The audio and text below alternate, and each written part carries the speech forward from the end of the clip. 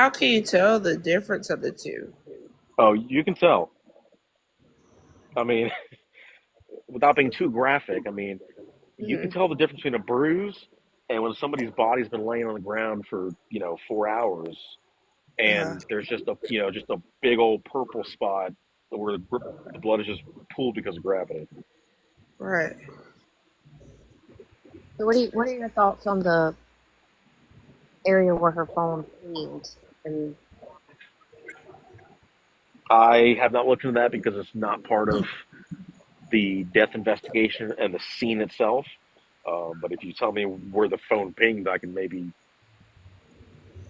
tell you Black about Sheep, cell phone technology. Black Sheep or Cassie, can y'all give more information on that?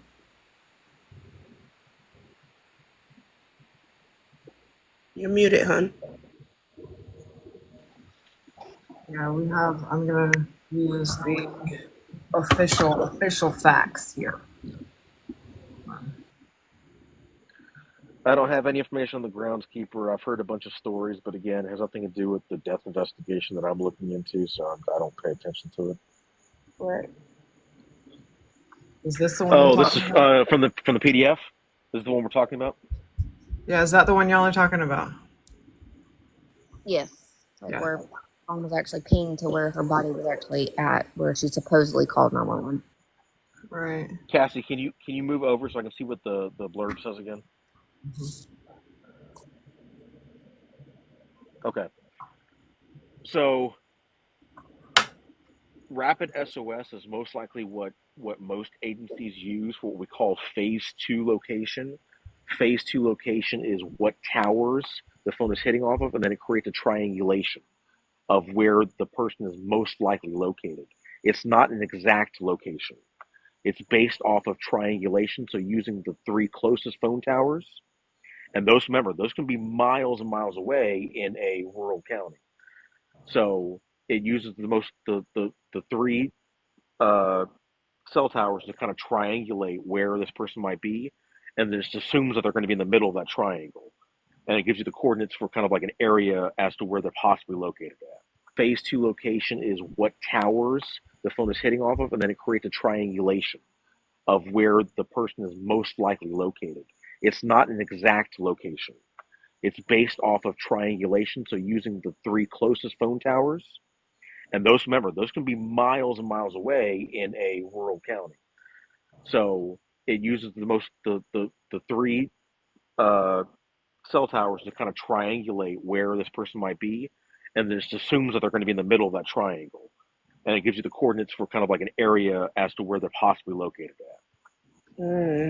That makes sense. But it's Now, not accurate to like within feet or inches or anything like that because it's not based off of, it's not based off of anything like GPS. Usually it's based off of just what we call phase two location, which is just cell phone tower data. So it's possible she could have To been know. a mile from where she pinged. Correct. Like I said, it just gave them a general location of like somewhere within the within the lumber river state state forest. And Okay. again, I think a lot of people don't understand a lot of stuff in this case, and it's kind of perpetuated information that doesn't make a lot of sense. And there's telephone out of controls and stuff. And this is not to put shade on anybody, but you got to No. realize that you know this is harmful. Right. right. What So are what is so are what you is your are you saying that I mean because many creators have come out and said, okay, this is the exact location where she's pinged. So what you're saying is that might not necessarily be true. Correct. Based off of how rapid SOS works, and and again, I'm not familiar with this exact one, but I don't want to get into my background because I'm not here to sound like a know-it-all, but I have experience with this stuff. Um, and I'm not trying to mansplain to anybody, so I just get really excited about things that I know about. Um, so again, so phase two, what we call it, so when somebody calls into 911, so when you call into 911, people assume that because we have cell phones that it gives GPS location. It does not. The technology is not like that because remember, when you're calling to 911, you're technically calling into a landline phone. You're not calling into another cell phone. You're calling into a landline location. mhm. So, location. and that is cell phone tower data location. So again, it uses the three closest towers when you call in. It uses the three closest towers because all towers communicate with each other if they're on the same network. So it uses the three closest towers on your network to determine in a triangle, what we call triangulation, of where your device, not you, but where your device might be located at. How big can And that triangle be? Can it be miles? Can it it could be be? miles.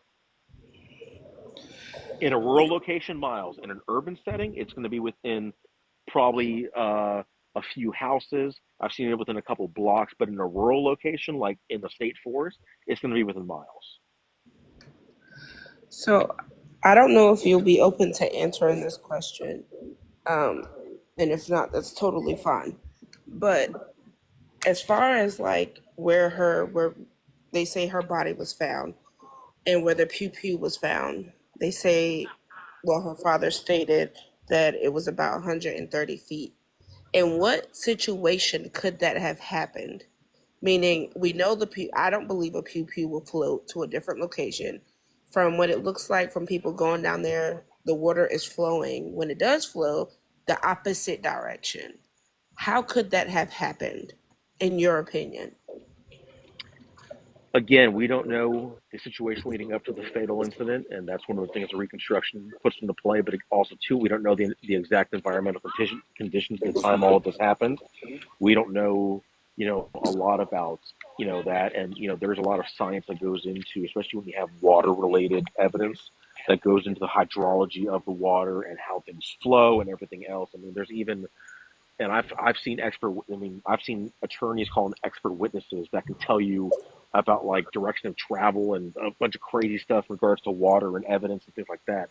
So a firearm theoretically, especially because most firearms these days are made of a polymer and not of actual metal, most firearms do have a possibility to kind of, I wouldn't use the word float, but kind of skim across the bottom of a sandy surface, especially if there is any type of current.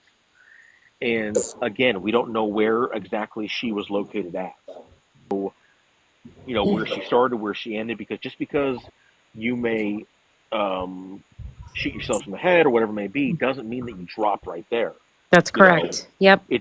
it depends on what the fatal shot was, and especially if there's hesitation, somebody may hesitate and Yep. you know shoot themselves somewhere where that's not immediately fatal, but it's going to be Correct. fatal, several hours later. Yep. Does that make sense? Yeah, we had a GSW that happened, and they actually walked about a block, and Correct. then And so, yeah. they passed away. Yep. So one of the theories to keep in mind, and this is important too for the death investigation. Again, I've not done it. This is just opinion. One of the theories to keep in mind is Right. that if she had, if this was an unaliving, and if she hesitated and missed a fatal shot and shot somewhere non-fatal, but still, um, that could gravely injure her, she could have staggered and into the water herself, and that could explain a lot of things. And again, I think there's a lot of misconception because a lot of people who don't have experience with this, we just watch, excuse me, CSI on TV. We think that's how every unaliving is, and that's not how it is. No. So that's why I had brought up too, like, and I'm not just,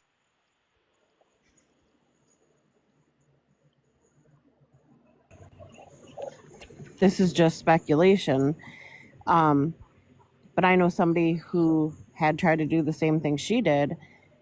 When they were found, they were actually still breathing. It was labored breathing, but they were breathing, and I mean, they held on for a good uh, over 30 minutes because they didn't pass away until they got to the hospital.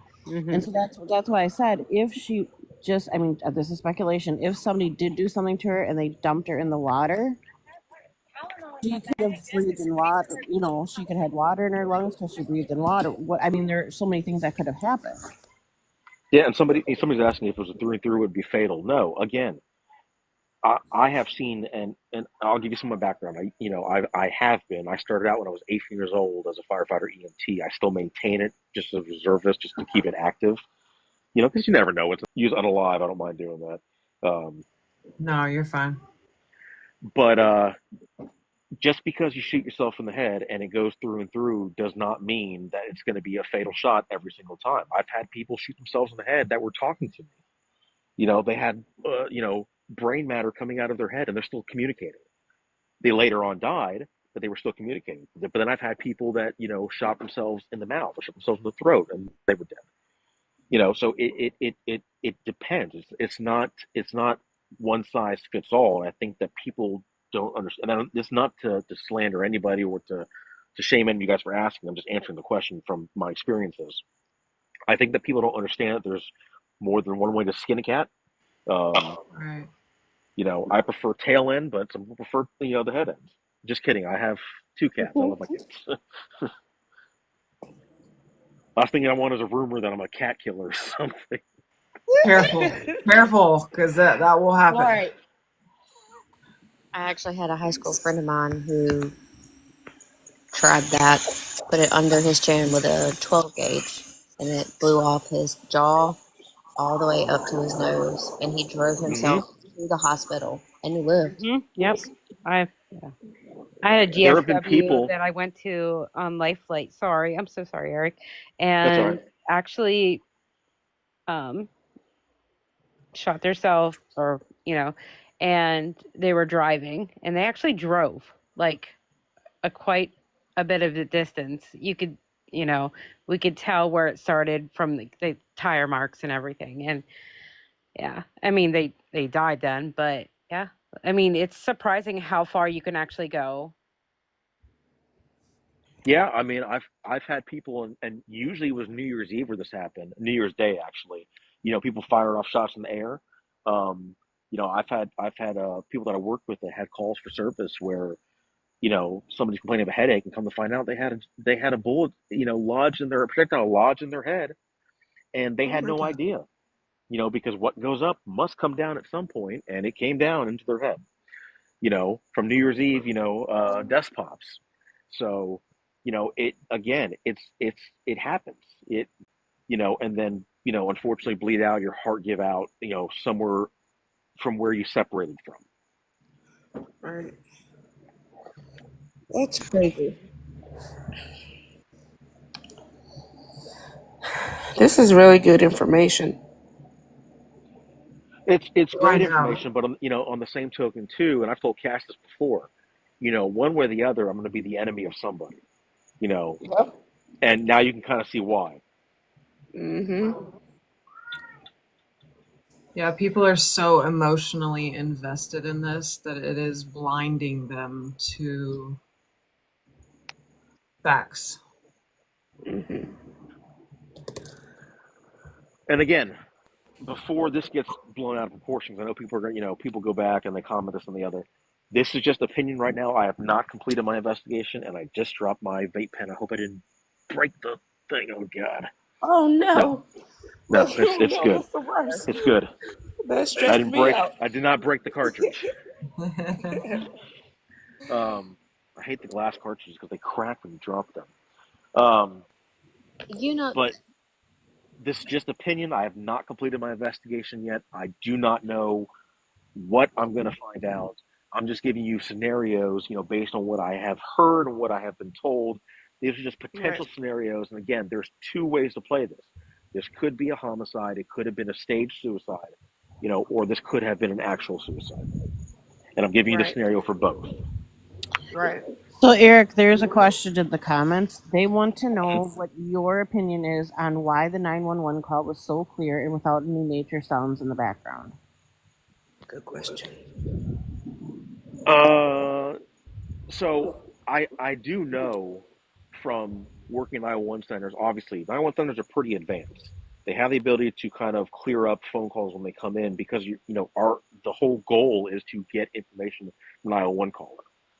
So AT&T, who provides most of the services for 911, they have technology and methodology to kind of like clean up phone calls or at least improve audio in a phone call so that dispatcher is able to hear them more clearly.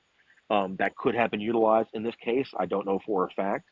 At least improve audio in a phone call so that dispatcher is able to hear them more clearly. That could have been utilized in this case. I don't know for a fact. And again, too, We don't know how many times this audio has been tampered with. I don't know if this audio has been enhanced by anybody else. We don't even know if the original audio is the original audio. You know what I'm saying? We don't, unless I know, unless it was given to me personally, I've heard it shared from other people. So I don't know how many times it's been enhanced. You know what I'm saying? Mm-hmm. Because I've heard it slowed down, I've heard it sped up, I've heard stuff pulled out of it, I've heard stuff added to it. Yeah. And yes, iPhone reduces background noise. My car does as well. I have people complain all the time because my car's microphone will mute background noise, and they'll tell me that I sound like robotic, or I sound like it's not me, or it sounds like and I hate to use the word AI, but they'll say I sound AI because my car's microphone is using cancellation, and noise cancellation is a digital audio mode that makes you sound digitized and makes you sound artificial. Mm-hmm. And again, there's always a logical side to everything. The best way to put it is I'm kind of like Sherlock Holmes. I'm very logical with everything that I do. Right. Someone asked, So, can entrance and exit wound be the same circumference? Yes, usually. I think people assume that. I think people assume that a gunshot goes in small and comes out big, or vice versa, and that's not the case. Usually, it comes out the same diameter. Now, you can tell the difference between an entrance and exit wound just based on how the skin is. Obviously, an exit wound is going to be more jagged than an entrance wound. Entrance is going to be very circular, and because that's how the projectile enters your body. An exit wound is going to be sort of very jagged because at that point the projectile is already expanded. Um, but in the case of unaliving, there's not enough energy to expand a projectile that much. But there's still going to be some jagged, because the projectile is kind of bounced around in the body a little bit before it exits. But there's still going to be some jagged, because the projectile is kind of bounced around in the body a little bit before it exits. So, but usually the wound channel is going to be, and the exit wounds are going to be usually about the same diameter when you do a dowel rod through them. Mm-hmm. so without the actual bullet that they have that was used to do this, would they be able, from the wounds, exit and entrance wounds, would they be able to determine the size, caliber of bullet that was used without saying, hey, we have the weapon here? Say the weapon was never found and the bullet was never found. Would they be able to determine the size and caliber that was used? If they ever found a projectile and the projectile was still in good condition, theoretically, yes, they could say that this entrance exit is consistent or was consistent with, a 9 millimeter round. But again, on scene, they could have done that as well. They could have looked at it and said, look, this appears to be a 9 millimeter round. It's consistent with the measurements for 9 millimeter round, or whatever round it was that was in the firearm. So they don't even need the projectile at that point. They could theoretically, because they're, again, it goes down to investigation experience. And again, this is the ME investigators, not the detectives. The ME investigators are going to make that determination. They're going to say the entrance to exit wound appears to be consistent with the firearm that we found on scene, just based on the caliber, if that makes sense. Right. I have a question for you. You said you've worked with unaliving cases in the past. Mm-hmm. So I think one of the big questions on everybody's mind is, and I know you don't know for sure, but maybe you can kind of give us insight onto why somebody would be thinking this way. Why that spot? Why so far away from home? Why, a park? Why not somewhere else or somewhere closer to home? Especially whenever she wanted to family to find her. Because not everybody thinks that way. I mean, there is no suicide that is going to be the same as what you might do or what I might do. Not that any of us would ever do that, but you have to understand that not everybody is going to think the way that you and I think. And a lot of people don't understand that. And I'm going to be kind of personal here for a second. I've dealt with this in my own life. Back in 2021, and I can tell you that I didn't want to be found. Um, I've dealt with this in my own life. Back in 2021, and I can tell you that I didn't want to be found. Um, so everybody's different. And that goes the same. as well for the way that people act and they talk too. Yeah, I think people assume that people that are going to commit suicide are going to be like broken down or disheveled, everything like that. But they can be completely calm, cool, and collected, and you would never even know because they've already made up their mind this is what they want to do. They're going to have those last minutes, when the time actually comes, where they might, freak out, they might scream, they might break down, because it's scary, you know. But a Yeah. lot of times people have made up their mind before they get to that point, and they're ready to go. And I've personally had cases where people have, made up their bed, they put on music, they lit candles before they overdosed. I just want to say I'm glad you're still here with us. I know. Yeah. Yeah. Me too. I figured out, life was a lot more fun when you look at it differently. Yep. Right. Yeah. Mm-hmm. I just find it really strange that JP said that he thought Micah was going to her best Charlotte's house, right? I thought that was very strange. I mean, I don't know anything about that or why I she'd be know. going Yeah. there. Yeah, I don't know about that. The one thing that so there's something that we can do, and one of the people that I have on the nonprofits team is a forensic psychologist, Mm-hmm. and her and I have talked about this case. And again, this is just opinion. I don't want anybody to think that this is what I believe happened, but Yeah. there's a thing what we call forensic autopsy, where we can Mm-hmm. do a forensic psychologist, essentially an autopsy of the mind of a person's last moments. And if this was unaliving, you know, there have been cases of people that have unalived themselves in an effort to bring attention to somebody who was involved in crime. Have unalived themselves in an effort to bring attention to somebody who was involved in crime. Oh wow. Mm-hmm. Like they realized that there was no other way that anything would ever happen unless they did something about it, and their way of doing something about it was to essentially, play to their narcissism, like the other person's narcissism, by Yeah. doing Mm-hmm. something to make everybody think that this person did something, and by doing that, it brought light to something else. If that makes sense. If that makes sense. Yep. Right. Almost like sacrificing Yep. themselves for the greater Sacrificed good. Correct. her. Yeah. I mean, I think what a lot of people are hung up on this case is um, JP's behavior, past, present, what have you, and also the fact that she said, if you find me with a bullet in my head, I didn't do it. Yeah, but again, situations change. I mean, people say one thing and they do something else. And again, I've had, and again, not only myself, but I've had friends, you know, and and I don't like talking about myself at all, But when I was younger, I was like, oh, I'm too big and bad to ever do that, you know. And then I Yeah. had a moment, where I was like, you know what, this world will be better without me, So things change. I mean, it's crazy to say that, and I'm not saying that's what happened in this case, but situations like that do change. You think one thing, and then something else happens, where you're like, you know what, this is the only way. Do Yeah. you think that okay? So like we have all commented on this because I mean, obviously we all find it odd that that morning she went to Chick-fil-A or whatever, got herself breakfast, she came back, she took her shower, got herself all ready and dressed for work, she made herself a lunch and that.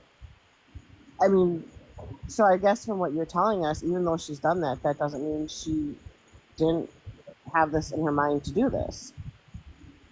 There again, like I said, there's been people that have like gotten up, they've made themselves breakfast, they've made their bed, they've lit candles, like they've done their entire life, their daily routine, and then they went and committed suicide. And I've Yep. personally dealt with cases like that. So it's weird to people that are not in this lifestyle. And I hate to say that, um, but unless you've seen it, it's hard to understand. But it is Yep. possible.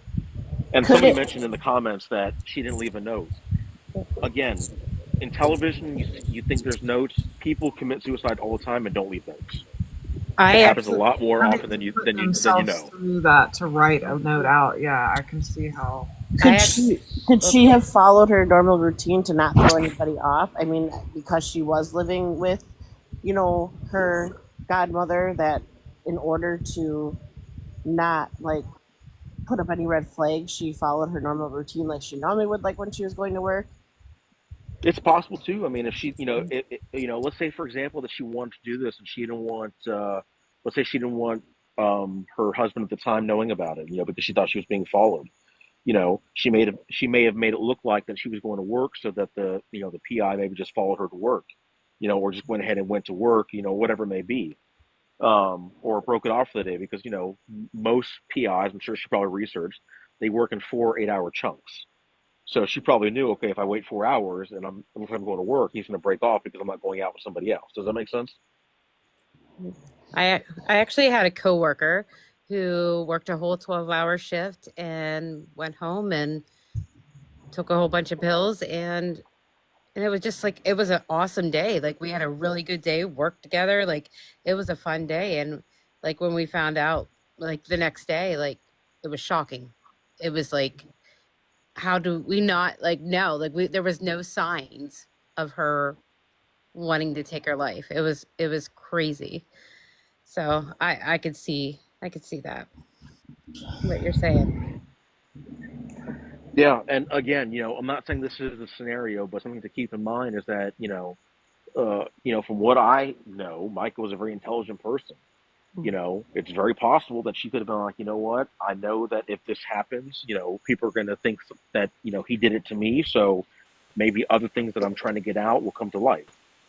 I think a lot of people find it hard that I think a lot of people find it hard that Micah would actually take a pew pew and self unalive herself, because most females, that's not how they go out. If they decide That's to take correct. their Yep. life, if they decide to take their life, they do it a different way. They take pills, they do other things. They normally don't do it that way. So I think a lot of people are like, because that's a statistic. Like, sorry, like most Yeah, I females can't do. say that word either, so I don't even I try know. anymore. I'm sorry, I can't. I just worked a 12-hour shift and I'm Specific. Yeah. tired. Yeah. No, you're correct, and the stats. I just say stats. Yes, stats. There we go. The stats show, I think, roughly about 8%. They just study about 8% of females use a firearm, versus males. So that tells you it's very small amounts. Yeah. Um, They but take it. again, it does happen. Yeah. You Oh, know, yeah, it does. It does happen. It's and just it not always very tends common. to happen. It always tends to happen in situations where there's other things, and then Right. so it always tends to happen in the stranger cases like this one. Right, especially when she already said that he would do it that way. It's the Yeah. fact if she did do it, she would do it that way for him to be pinned for all the things that she had on him or the stuff that he had done. So that Like she was makes planting that seed. And I think a lot of us we want JP to be at fault, because maybe not for actually doing the unaliving, but for what he has done to her. We want him to be held accountable because he has, I mean, done a lot to her, and mentally, physically, and like part of us just want it to be that it's his fault, and A lot of people in the comments are saying, because what we're talking about, she didn't do this. She didn't do this to herself. But you got to remember, as you're investigating this, like Zach is, you have to remain open to what, non-biased. right. Yeah, Just you correct. have And if you've watched any of my videos,